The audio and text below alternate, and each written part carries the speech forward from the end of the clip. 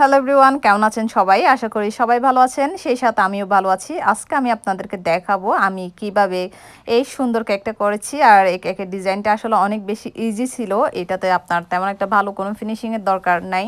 তার কারণটা হচ্ছে আপনারা দেখেছেন আমি একটা প্যালেট নাইফ দিয়ে উপরে একটা জিগজ্যাগ ডিজাইন করে দিয়েছি। এরপর সেমভাবে নিচে আমি নিচের থেকে উপরে করে আলতো হাতে টেনে টেনে আরেকটা ডিজাইন করে নিচ্ছি। আর বেশি প্রেশার দিলে হয় কি ক্রিমটা উঠে আসে। আর আপনারা দেখতেছেন যেসব জায়গায় একটু প্রেশার লাগতেছে ওই জায়গা থেকে ক্রিম একটু একটু করে সরে যাচ্ছে, যার কারণে এগুলো আস্তে আস্তেই করবেন আপনারা।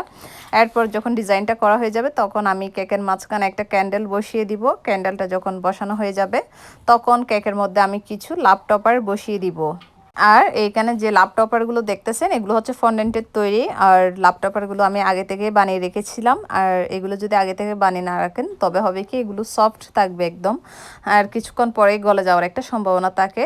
আর যদি আপনি আগে থেকে এটা ভালোভাবে ড্রাই করে রাখেন তবে আপনার এটা কোনো ধরনের সমস্যা হবে না, কেকে খুব ভালোভাবে স্টেবল হয়ে থাকবে।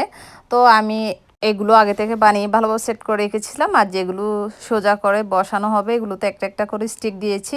আর স্টিক না দিলে এগুলো কিন্তু বসবে না, পড়ে যাবে ওই কারণে। আর যেগুলো গায়ে আলতোভাবে লাগানোর দরকার ওইগুলো ওভাবেই লাগিয়েছি, ওইগুলোতে কোনো স্টিকের প্রয়োজন হয়নি। তো সামনে যখন ভালোভাবে টপারগুলো লাগানো হয়ে যাবে তখন আমি পেছনে কয়েকটা টপার বসিয়ে দিব। আর উপরে যে সব জায়গায় একটু গ্যাপ দেখাচ্ছে ওই সব জায়গায় আরেকটু কয়েকটা টপার বসিয়ে দিব। দেওয়ার পরে আমি কেকের মধ্যে কিছুটা সুগার পালস দিয়ে দেবো। আর পালসগুলো দিব গোল্ডেন কালার, কারণ কেকের ডিজাইনটা এমন ছিল। আর ব্ল্যাক গোল্ডেন হোয়াইট এগুলোর কম্বিনেশনটা না আসলে অনেক বেশি ভালো। পার্সোনালি আমার বেশি ভালো লাগে, আপনাদের কেমন লাগে সেটাও আমাকে জানাতে পারবেন। আর এই তো উপরে যখন পালসগুলো দেওয়া হচ্ছে তখন আমি নিচেও কিছুটা পালস দিব। দেওয়ার আগে আমি কেকের মধ্যে কিছুটা গোল্ডেন লিফ লাগিয়ে দিচ্ছি, কারণ কেকের ডিজাইনটা এমনই। আর উপরে যেসব জায়গায় পালস দিয়েছি ওই সব জায়গায় একটু একটু করে গোল্ডেন লিপটা লাগিয়ে দিচ্ছি। অনেকেই জিজ্ঞেস করেন এই গোল্ডেন লিপটার স্বাদ কেমন, আসলে এটা একদম স্বাদহীন, এটার কোনো স্বাদ নেই। তারপর দ্বিতীয় কথা হচ্ছে এখানে যে পালসগুলো আছে অনেকে আমাকে অনেক সময় প্রশ্ন করেন এগুলো কিসের পুঁতি, এগুলা কি? এগুলো আসলে সুগার পালস, এগুলো সুগার দিয়ে তৈরি হয়।